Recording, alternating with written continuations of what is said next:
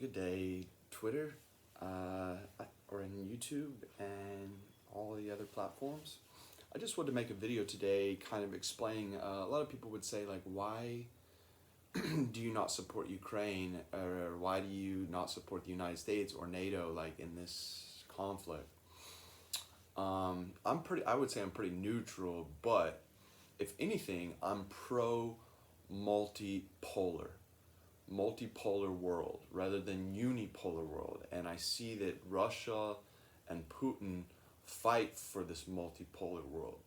And I would like to make the analogy why we are safer and our freedom is actually being fought by those who fight for multipolarity rather than unipolarity.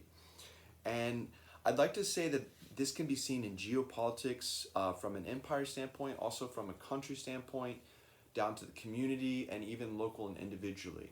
The multipolar, unipolar world. So unipolar world is basically having a geopolitical empire that controls everything, that basically they can say they're for freedom and democracy or whatever, but they can be authoritarian and they control all thought. There's no, they have a monopoly on violence worldwide. That's unipolar geopolitical world. You can do that from a country standpoint, and you can do that from an individual standpoint. And basically, these people don't want us to have competitors. They don't want us to have, you can call it whatever you want, non-allies. They want to have full control, thus they can fully control their own populations. That's their thought. And yet, we have seen throughout time that anybody that goes for unipolar control have always collapsed, and they have created very oftentimes they've enslaved their own cultures. And so multipolar worlds say that we want strong opponents. We want strong opponents to be able to humble us when we deserve it. When we're doing something wrong, we want somebody to come around that's strong enough to teach us a lesson. That's in our real lives, and also that's in a country or war-based spectrum or geopolitical spectrum.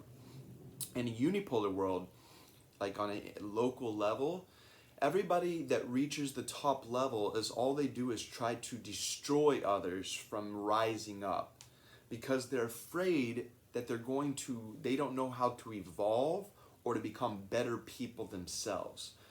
Thus, 100 years ago, 200 years ago, there was more of a time of multipolarity, and people had respect for people's differences, and everybody was trying to help each other or learn from each other, and thus we wanted strong citizens, and we wanted strong opponents, even if it was a different country or a different city, or if it was a different way of life. This is what the way the world worked. And there's many reasons.